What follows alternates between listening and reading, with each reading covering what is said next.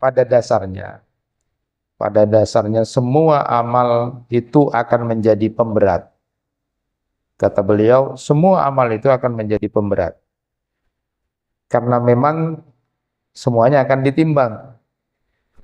Dengan catatan bahwa amal itu akan menjadi pemberat dalam timbangan di mizan itu harus dilakukan dengan ikhlas. Karena amal yang ikhlas, yang tidak ikhlas itu tidak akan diterima atau tertolak.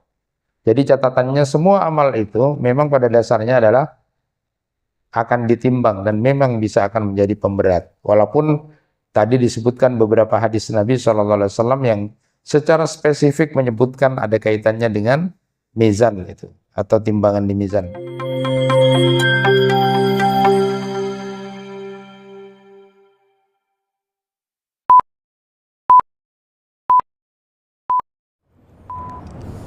Assalamualaikum warahmatullahi wabarakatuh. Alhamdulillahi rabbil alamin wa bihi nasta'inu ala umuri dunya waddin. Asyhadu an la ilaha illallah wahdahu la syarika lah wa asyhadu anna Muhammadan abduhu wa rasuluh. Allahumma salli ala Muhammad wa ala ali Muhammad kama sallaita ala Ibrahim wa ala ali Ibrahim innaka Hamidum Majid. Allahumma barik ala Muhammad wa ala ali Muhammad kama barakta ala Ibrahim wa ala ali Ibrahim innaka Hamidum Majid. Rabbi shrah li sadri wa yassir li amri wa hlul 'uqdatam min lisani yafqahu qawli. Amma ba'du. Bapak, ibu-ibu, jamaah kuliah subuh yang dirahmati Allah, kita akan sedikit menambah keterangan tentang mizan yang sudah kita bahas pada kesempatan yang lalu. Jadi Syekh Muhammad Ibrahim An-Nu'aim itu menulis risalah kecil tentang kaifa tusakkilul mizan, bagaimana memberatkan timbangan kebaikan di mizan itu. Ya, karena tahu bahwa Nabi Sallallahu Alaihi Wasallam saja itu di dalam doa mau tidur pun bukan cuma bismika Allahumma ahya wa bismika amut ya. Ada riwayat yang Nabi pun ketika mau tidur pun masih berdoa agar satu di antaranya nanti diberatkan timbangan amal kebaikannya waktu di mizan itu. Jadi Rasulullah ketika mau tidur pun berdoa di antaranya adalah Bismillah wada'tu janbi Allahumma ghfirli dunubi wa syaitani wa fukkar rihai wa sakkil mizani waj'alni fin nadiyil a'la. Ini diantara riwayat Rasulullah SAW pun mau tidur itu berdoa kepada Allah agar nanti diberatkan catatan amal kebaikannya di mizan. Jadi dengan nama Allah aku letakkan lambungku ya Allah. Jadi kan tidur menghadap ke arah kiblat itu berarti aku letakkan lambungku ya Allah. Ya Allah, ampunilah dosa-dosaku, usirlah setan dariku, bebaskanlah gadaianku, lalu beratkan timbanganku, dan jadikanlah aku nanti dipanggil di al-a'la, malaikat tinggi yang dekat dengan Allah. Bismillah wada'tu janbi Allahumma ghfirli dhunubi wa syaitani wa fukka rihai wa sakkil mizani waj'alni fin nadiyil a'la. Ini salah satu doa Rasulullah sallallahu alaihi wasallam ketika mau tidur di antaranya. Nah, Syekh Muhammad Ibrahim An-Nu'aim itu menulis beberapa catatan amal yang secara spesifik disebutkan dalam hadis bisa memberatkan catatan amal kebaikan kita di waktu di mizan atau timbangan amal itu. Tentu yang pertama yang sudah pernah kita sebutkan adalah akhlak yang baik. Jadi yang bisa memberatkan itu adalah akhlak yang baik. Rasulullah sallallahu alaihi wasallam bersabda, "Askalu syai'in fil mizanil mu'min yaumal qiyamah husnul khuluq." Ya. Jadi tidak ada yang sesuatu yang bisa memberatkan di mizan itu bagi seorang mukmin kecuali akhlak yang baik. Jadi secara umum akhlak yang baik itu bisa membuat berat catatan timbangan amal kita. Bahkan di riwayat yang lain disebutkan bahwa memang akhlak yang baik itu bisa membuat orang yang sholatnya biasa, puasanya biasa, beberapa ibadahnya biasa, tapi karena dia punya akhlak yang baik, maka nanti dia bisa tergolong sebagai orang yang ahli sholat dan ahli puasa, yang itu ada pintu surga untuk orang tersebut karena akhlaknya yang baik. Dalam satu riwayat juga disebutkan bahwa orang yang ada sholatnya kayak bagus tampakannya, puasanya dan sedekahnya bagus, tapi dia suka menyakiti tetangga, suka menyakiti orang, artinya dia tidak punya akhlak yang baik, maka Nabi pun mengatakan orang seperti ini masuk neraka. Jadi wajar kalau kemudian akhlak yang baik itu adalah merupakan pemberat amal soleh di mizan. Nah, berbicara akhlak yang baik tentu bahasannya cukup panjang, tetapi menarik ketika kemudian Rasulullah SAW ketika ditanya salah satu ketika berbicara tentang akhlak yang baik itu adalah diantaranya adalah memaafkan. Dari sekian banyak akhlak yang baik, punya adab dan sebagainya, tapi kemudian disebutkan adalah memaafkan. Nah, memaafkan itu memang tidak mudah, sehingga kemudian ada istilah at-taghaful. At-taghaful itu melupakan, sehingga kemudian kita melakukan kebaikan jadi enak, jadi nyaman, walaupun itu tidak mudah. Karena yang sekarang dimunculkan adalah kalimat aku bisa memaafkan kamu tapi tidak bisa melupakan. Sehingga karena memaafkan tapi tidak melupakan, ketika berbuat baiknya jadi tidak loss karena masih main hati. Tapi ini bukan persoalan yang mudah, sehingga kemudian salah satu bagian dari akhlak yang baik itu yaitu at-taghaful itu adalah memaafkan dan melupakan, sehingga kemudian hubungannya ya tetap biasa saja seperti tidak terjadi sesuatu. Tapi itu tidak mudah. Inilah kenapa kemudian akhlak yang baik itu bisa menjadi pemberat timbangan amal kebaikan di mizan itu yang luar biasa. Kemudian yang kedua disebutkan oleh beliau hadis Nabi sallallahu alaihi wasallam yang sudah kita pahami bersama, kalimatani hafifatani 'alal lisan sakilatani fil mizan habibatani ila rahman subhanallah wa bihamdi subhanallahil azim. Ada dua kalimat, dua kata yang itu ringan di lisan tapi berat sekali nanti timbangannya di mizan itu, dan itu sangat disukai oleh Allah, yaitu kalimat tasbih subhanallah wa bihamdi subhanallahil azim. Dan di riwayat lain disebutkan paling tidak kita harus membaca ini 100 kali tiap pagi dan petang. Di pagi hari minimal 100 kali, dan di waktu petang atau sore hari kita membacanya 100 kali subhanallah wa bihamdi subhanallahil azim. Ini adalah sakilatani fil mizan, bisa memberatkan di mizan. Lalu kemudian beliau sebutkan zikir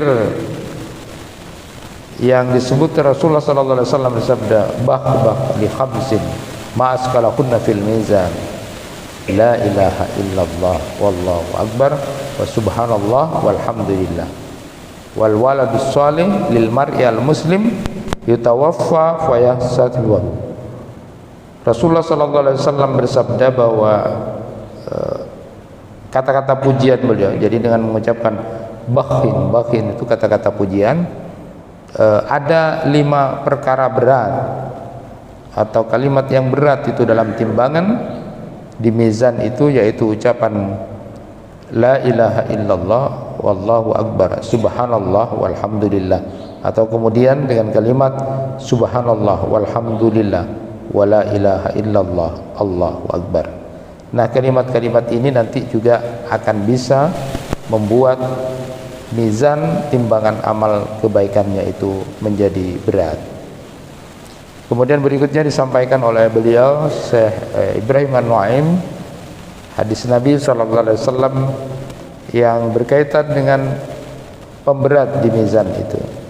Man tabi'a janazatan hatta yusalli wa yufraga minha falahu qiratan wa man tabi'a hatta yusalli 'alaiha falahu qirat walladzi nafsu Muhammad biyadihi lahu asqalu fi mizanihi min Uhud.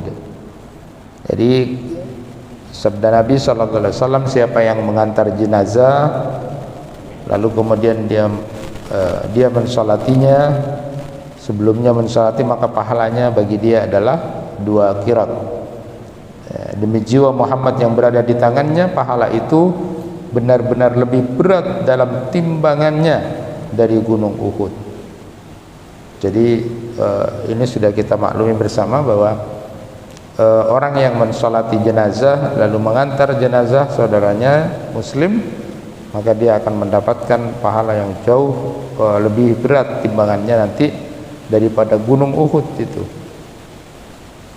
Nah, Bapak dan Ibu yang dirahmati Allah, bahwa pada dasarnya semua amal itu akan menjadi pemberat. Kata beliau, semua amal itu akan menjadi pemberat, karena memang semuanya akan ditimbang, dengan catatan bahwa amal itu akan menjadi pemberat dalam timbangan di mizan itu harus dilakukan dengan ikhlas, karena amal yang ikhlas, yang tidak ikhlas itu tidak akan diterima atau tertolak. Jadi catatannya semua amal itu memang pada dasarnya adalah akan ditimbang dan memang bisa akan menjadi pemberat. Walaupun tadi disebutkan beberapa hadis Nabi SAW yang secara spesifik menyebutkan ada kaitannya dengan mizan itu atau timbangan di mizan. Jadi catatannya memang amal itu akan menjadi pemberat dan akan ditimbang, tetapi harus dengan keikhlasan, karena amal yang tidak ikhlas akan ditolak. Nah, mengukur keikhlasan tentu dilihat juga dari tingkat pengorbanan dan kesulitannya. Sekali lagi bahwa mengukur keikhlasan itu bisa juga dilihat dari tingkat pengorbanannya dan kesulitannya. Nabi SAW bersabda, sabaqa dirham mi'ata alfi dirham. Qalu wa kaifa? Qala kana lirajulin dirhamani tasaddaqa bi ahadihima wa antalaqa rajulun ila urdi malihi fa aqada minhu mi'ata alfi dirham wa tasaddaqa biha.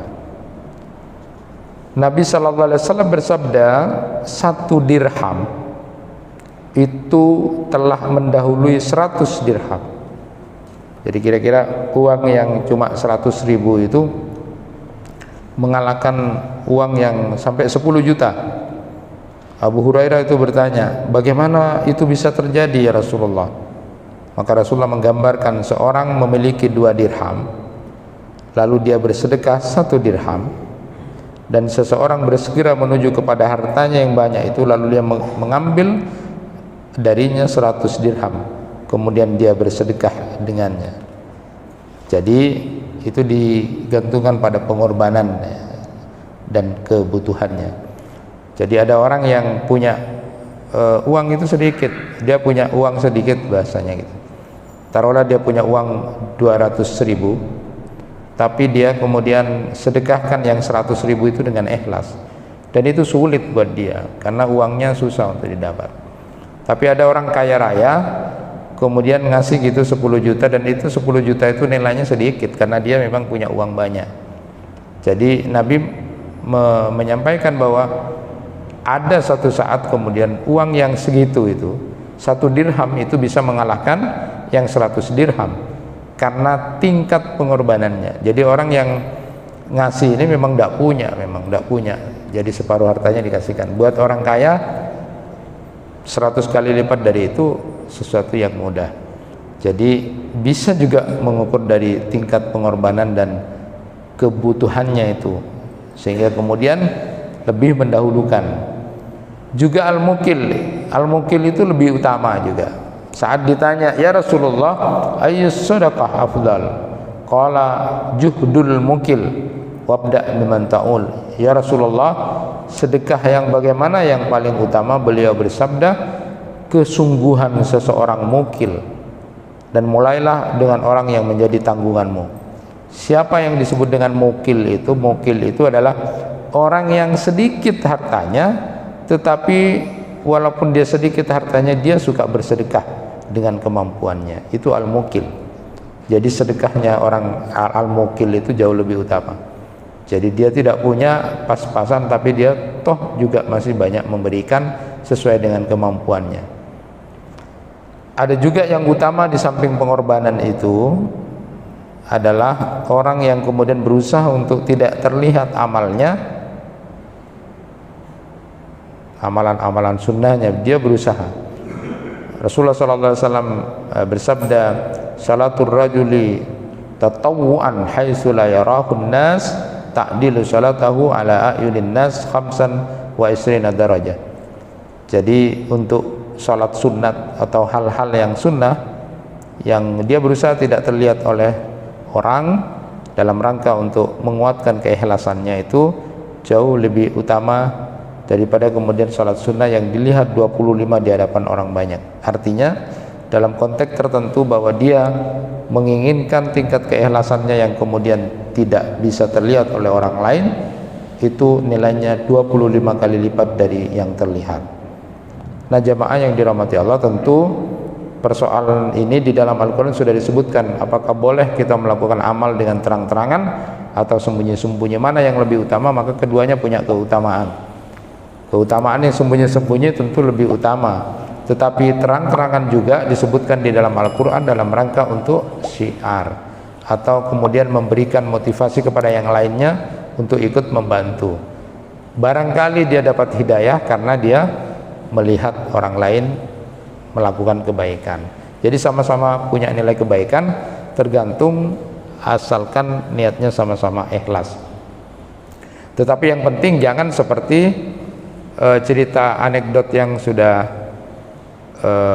sering kita dengar. Ada 3 orang yang sama-sama bersedekah. Satunya ngasih sedekah 500.000, disebut namanya misalnya Pak Herman, itu ngasih 500.000. Yang satunya Pak Irwan ngasih 1 juta. Yang lalu kemudian disebut yang ketiga hamba Allah. Itu hamba Allah itu ngasih 700.000. Ketika berkumpul 3 orang ini dengan banyak orang, lalu kemudian diumumkan, saya akan bacakan hasil pengumpulan sedekah gitu kan. Untuk Pak Herman 500.000. Nah, orang lihat sama Pak Herman, wah lumayan itu 500 gitu. Lalu kemudian Pak Irwan 1 juta, woi gitu. Lalu kemudian yang ketiga hamba Allah 700.000. Nah, si hamba Allah ini kan tidak disebut, tapi kemudian ngomong, nah yang betul itu yang gitu, udah usah sebut. Hamba Allah itu aku, itu 700.000. Nah, yang sepertinya itu sudah dilihat juga itu. Nah, jadi bisa mengukur tingkat keikhlasan itu dari pengorbanan dia, dan yang tahu Allah gitu ya. Yang tahu Allah. Bagaimana dia kemudian sebenarnya butuh, tapi dia termasuk al-mukil. Jadi dia sedikit hartanya, tapi dia tidak kalah di dalam memberikan sumbangan, dan itu tidak tampak pada orang, itu jauh lebih bagus. Tapi itu punya nilai. Nah, Bapak dan Ibu yang dirahmati Allah, lalu kemudian beliau juga sebutkan beberapa amalan yang secara spesifik juga disebutkan dalam hadis Nabi yang kaitannya dengan memperberat di mizan itu. Di antaranya beliau sebutkan lagi adalah orang yang bisa menahan marah. Man qadama qaidan wa huwa qadirun ala ayyun fitahu da Allahu azza wa jalla ala ru'usil khalaiq yaumal qiyamah hatta yuhayyirahu Allahu minal huril ain ma syaa. Barang siapa yang menahan marah padahal dia mampu untuk melampiaskan kemarahannya, maka Allah azza wa jalla akan memanggilnya pada hari kiamat di hadapan seluruh makhluk, hingga Allah memberikan pilihan untuknya bidadari sesuai dengan yang dia inginkan. Jadi ini rupanya hadiahnya adalah bidadari, hadis riwayat Ahmad. Bagi yang bisa menahan marah, itu tentu untuk bapak-bapak juga ini yang paling banyak. Kalau hadiahnya itu bidadari untuk bapak-bapak. Makanya kalau kemarin saya nyampaikan ada orang yang bertanya, ceritakan tentang surga sedikit saja. Kalau Al-Qaqa Al-Ausa itu kan kemudian menjawab, coba ceritakan sedikit tentang surga.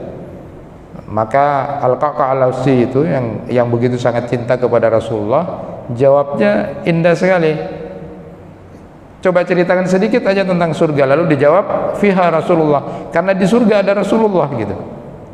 Nah, makanya saya sampaikan kalau bapak-bapak ditanya, coba ceritakan sedikit tentang surga, pasti menjawab, oh di sana ada bidadari kan gitu.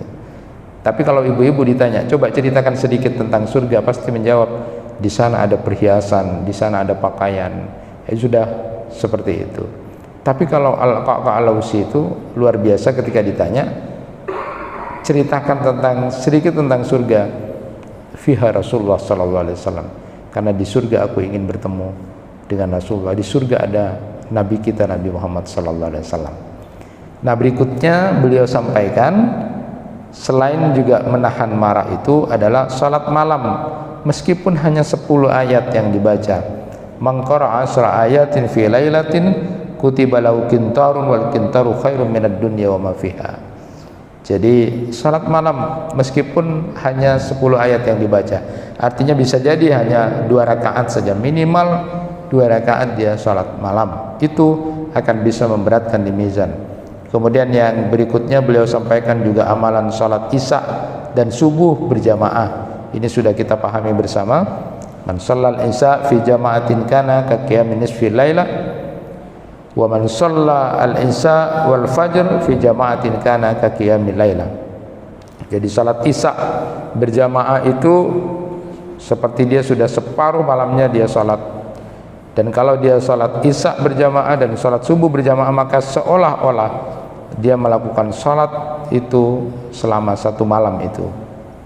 Kemudian melaksanakan 4 rakaat sebelum duhur. Arba'un qabla duhri tuftahu lahunna abwabus sama. 4 rakaat sebelum duhur itu akan dibukakan baginya pintu-pintu langit.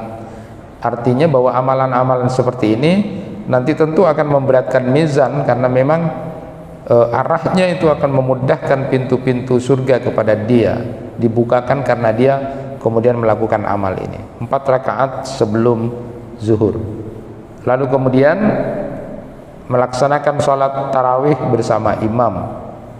Innar rajula idza shalla ma'al imam hatta yansarfa husiba lahu qiyamul laila. Berikutnya beliau sebut juga membaca 2 ayat terakhir Quran surat Al-Baqarah. Man qara'a bil ayataini min akhir surah Al-Baqarah fi lailatin kafatahu.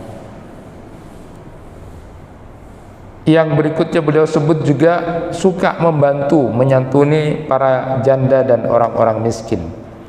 As-sa'i 'alal armalati wal miskin kal mujahid fi sabilillah awil qa'im al-lail as-sha'im an-nahar. Jadi berusaha membantu, menyantuni para janda-janda yang sudah tua dan orang-orang miskin. Kemarin sudah saya sampaikan bagaimana salah satu interaksi Rasulullah SAW dengan orang-orang yang sudah tua atau orang-orang sepuh. Ternyata para sahabat dan bahkan Nabi itu suka menyantuni itu. Umar bin Khattab itu suka menyantuni orang-orang perempuan yang sudah tua-tua, diurus oleh Umar. Abu Talha juga begitu. Bahkan Nabi Muhammad SAW dikenal kemudian mengurus orang Yahudi yang buta, yang sudah tua di pojok kota Madinah itu. Jadi dia suka menyantuni itu. Kemudian berikutnya adalah beliau sebutkan menjaga adab-adab hari Jumat. Jadi dia mandi, dia berangkat lebih awal, berpakaian bagus, mendengarkan khutbah, atau tidak melakukan hal-hal yang sia-sia. Lalu secara sederhana beliau pun sebutkan banyak amal di situ, seperti membaca Al-Quran, memberi pinjaman, lalu menangguhkan tempo kalau dia menghutangi bagi yang memang dilihat tidak mampu, berdoa saat masuk pasar, ini juga sederhana tapi jangan ditinggalkan. Jadi siapa yang membaca doa la ilaha illallah wahdahu la syarikalah lahul mulku wa lahul hamdu yuhyi wa yumiit wa huwa hayyul la yamut biyadihil khairu kullu wa huwa ala kulli syai'in qadir. Siapa yang kemudian membaca itu, Allah akan catat ya 1000 kali kebaikan buat dia, lalu kemudian dicatat 1000 dosanya kemudian dihapus, dan Allah akan bangunkan dia rumah di surga. Jadi yang suka ngantar istrinya ke pasar itu senang, bapak-bapak kalau diajak istrinya ngantar ke pasar senang, ayo dek tak ke pasar gitu, harus gitu. Jangan malah males, mas antar ke pasar boy, entar tibi, jangan eman-eman. Bapak kalau lagi kosong tanya tak ke pasar gitu.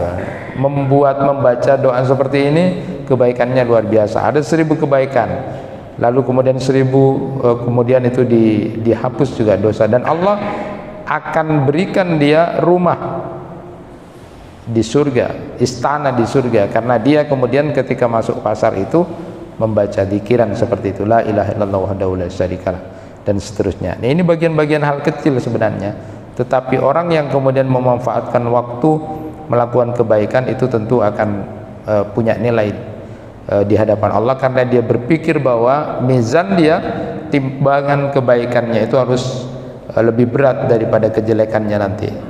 Bahkan Nabi pun sekali lagi mau tidur pun berdoa agar kemudian memberatkan amal kebaikannya pada saat di mizan. Dan yang terakhir beliau sebutkan amalan itu diantaranya adalah suka mendamaikan orang yang bermusuhan. Afdalu min dajaratis shaim was-shalah was-sadaqah islahu dzatil baina wa fasad dzatil bainil haliqah. Jadi hal utama yang kemudian akan mengangkat derajat seseorang seperti ahli puasa dan ahli sholat dan ahli sedekah, diantaranya adalah orang ini suka kemudian mendamaikan orang yang bermusuhan dari hal-hal yang merusakkan. Dan pahalanya orang yang suka mendamaikan orang yang bermusuhan ini nanti akan diangkat derajatnya seperti orang yang ahli puasa, ahli sholat dan sedekah. Maka kebalikan dari itu, jangan justru menjadi pengompor, provokator. Yang bagus itu didamaikan, sudah jangan begitu kamu, sudah akur gini. Tapi kalau datang iya tepak bekna ya, setengah boleh iya tepak bekna terus lagi lah cua, itu justru adalah orang-orang yang akan merusak. Tetapi utamanya adalah orang yang kemudian suka beremar ya supaya pak tepak, itu adalah orang-orang yang suka mendamaikan orang yang bermusuhan. Bapak dan Ibu yang dirahmati Allah, berkaitan dengan mizan ini sedikit catatan apa yang ditulis oleh Syekh Mahir As-Sufi itu ketika membahas tentang mizan itu. Beliau menyebutkan Allah Subhanahu wa taala itu memperlihatkan kepada hamba-hambanya buku catatan amal masing-masing, itu sesuai dengan Quran surat Al-Isra ayat 14. Iqra kitabaka kafa bi nafsikal yauma 'alaika hasiba. Baca kitabmu, cukup dirimu sendiri pada hari ini sebagai penghitung atas dirimu. Jadi nanti Allah Subhanahu wa taala ya sebelum hisab, kemudian sebelum mizan itu sudah memberikan, kemudian coba baca catatanmu ini, coba baca, supaya nanti Allah tidak disebut zalim. Ya, tujuannya agar si hamba itu tahu perbuatannya secara rinci dan detail, baik perbuatannya itu yang baik ataupun perbuatan yang buruk, sehingga bisa menghisab dirinya sendiri sebelum Allah Subhanahu wa taala menghisab dirinya. Nah, ini dilakukan sebelum hisab dan juga sebelum mizan. Nah, sehingga kemudian digambarkan para hamba ini terkejut sambil kemudian terkagum-kagum, menggelengkan kepala setelah melihat buku catatannya, karena tidak sedikit pun yang terluput selama dia di dunia. Allah Subhanahu wa taala berfirman dalam Quran surat Al-Kahfi ayat 49 itu, wa wudi'al kitabu fataral mujrimina musfiqina mimma fihi wa yaquluna ya wailatana ma li hadzal kitab la yughadiru saghiratan wala kabiratan illa ahsaha wa wajadu ma amilu hadira wa la yadhlimu rabbuka ahada. Dan diletakkan kitab catatan amal itu, lalu engkau akan melihat orang yang berdosa merasa ketakutan terhadap apa yang tertulis di dalamnya, dan mereka berkata, betapa celakanya kami, kitab apa ini? Tidak ada satupun yang tertinggal, yang kecil maupun yang besar, melainkan tercatat semuanya, dan mereka dapati semua apa yang telah mereka kerjakan tertulis di situ, dan Tuhan pun tidak akan menzalimi seseorang pun. Nah, ini menjadi perhatian buat kita bahwa Allah Subhanahu wa taala kemudian suruh membaca catatan kita sebelum proses hisab dan mizan itu. Dan ketika kita lihat tidak ada satupun yang kemudian terluput dari itu. Ini semua dibeberkan oleh Allah untuk dibaca, dilihat sebelum hisab dan mizan itu, supaya kemudian tidak ada perkataan dari siapapun dari hamba itu yang mengatakan Allah sudah mendalimi aku. Jadi disuruh baca dulu, baca semua catatan, supaya nanti tidak menyebut ada perkataan Allah mendalimi aku, kenapa aku disiksa, supaya tahu. Maka ini tentu menjadi sebuah perhatian buat kita untuk kemudian ada proses setelah pemberitahuan pembeberan catatan kita itu nanti akan dihisab untuk mengembalikan hak-hak keadilan selama di dunia. Allah Subhanahu wa taala berfirman dalam Quran surat Al-Furqan ayat 23, wa qadimna ila ma amilu min amalin faja'alnahu haba'an mansura. Itu untuk orang-orang yang kafir itu, ya. Dan kami perlihatkan segala amal yang mereka kerjakan, lalu kami akan jadikan amal itu bagaikan debu yang berterbangan. Nah, orang yang akan menerima catatan itu disebutkan ada yang menerima catatan dari sebelah kanan atau tangan kanannya, dia akan dihisab dengan mudah nanti. Jadi kalau menerima catatan itu dari tangan kanan, maka dia akan dihisab dengan mudah. Sebaliknya, kalau dia menerima dari sebelah kiri atau di balik punggung, maka nanti dia akan mengalami yang namanya hisab yang susah atau yang sangat mengerikan buat dia.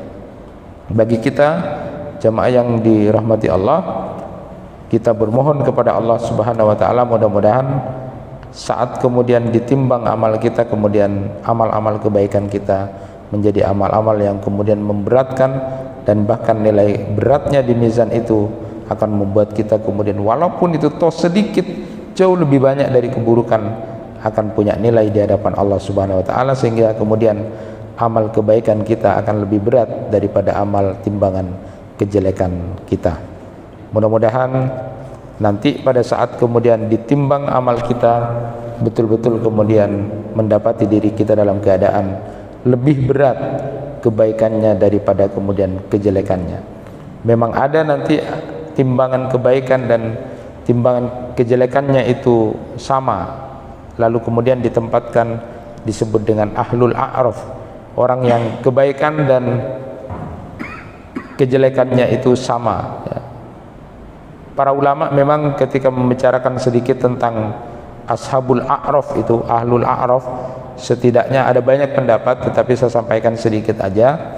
Jadi kalau timbangan baik dan buruknya itu sama, pendapat pertama mayoritas para sahabat dan tabi'in kemudian menyebutkan bahwa siapa yang disebut dengan ashabul a'raf adalah sekelompok orang yang punya tauhid, tetapi keburukan mereka, kejelekan mereka itu menghalangi mereka untuk masuk surga, sementara kebaikannya membuat mereka dapat selamat dari api neraka.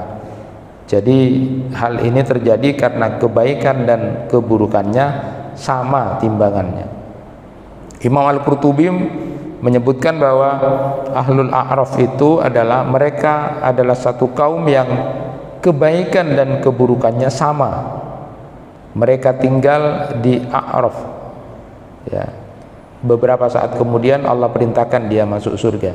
Dan kemarin sudah kita sebutkan bahwa salah satu syafaat Nabi itu adalah memberikan syafaat kepada umatnya yang masih ada di A'raf, atau timbangan kebaikan dan kejelekannya masih sama, tetapi Rasulullah SAW memohon kepada Allah agar umatnya yang kemudian berada di A'raf itu dimasukkan dalam surga. Ada pendapat ini didasarkan pada hadis Nabi SAW, riwayat dari Hudzaifah bin Yaman radhiyallahu an, bahwa Nabi SAW bersabda, pada hari kiamat seluruh manusia dikumpulkan, calon penghuni surga diperintahkan untuk masuk surga dan calon penghuni neraka diperintahkan untuk masuk neraka. Kemudian ashabul a'raf ditanya oleh Allah, apa yang kalian tunggu? Mereka menjawab, kami menunggu perintahmu ya Allah. Allah kembali berkata kepada mereka, kebaikan kalian mengantarkan kalian dapat melewati neraka, akan tetapi dosa kalian menghalangi kalian masuk ke surga. Lalu kemudian Allah menyatakan, masuklah kamu ke surga dengan rahmat dan ampunanku. Inilah kemudian dalil yang kemudian membuat bahwa Allah itu adalah maha sayang dan maha memberikan ampunan kepada hambanya, jauh melebihi kasih sayangnya seorang ibu kepada anaknya. Ketika ada satu riwayat yang menyebutkan, ihtadara syabun fabakat ummu faqala ya ummi law anna hisabi baina yadaik fama anti fa'ilatun bi, qalat arhamuka faqal Allahu arham bi minka ma ajmalu husnudz-dzanni billah fal husnudz-dzanna billah fallahu daiman inda dzanni abdihi bihi. Saat seorang pemuda mendekati kematiannya, ibunya menangis. Lalu dia berkata, ibu, seandainya proses hisabku nanti dan pengadilanku atau timbanganku nanti ada di tangan ibu, apa yang akan ibu lakukan kepada anakmu ini? Lalu ibunya menjawab, tentu aku akan mengasihimu wahai anakku. Maka pemuda itu menjawab, kalau begitu tenanglah bu, tidak usah menangis kalau aku mau mati, karena Allah akan lebih mengasihiku daripada ibu. Allah itu sayangnya jauh lebih daripada sayangnya ibu kepadaku. Jadi tidak usah menangis, kata pemuda itu.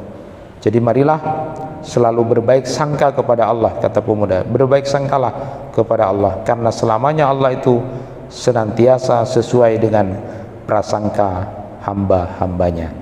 Itu yang bisa disampaikan, mudah-mudahan bermanfaat. Assalamualaikum warahmatullahi wabarakatuh.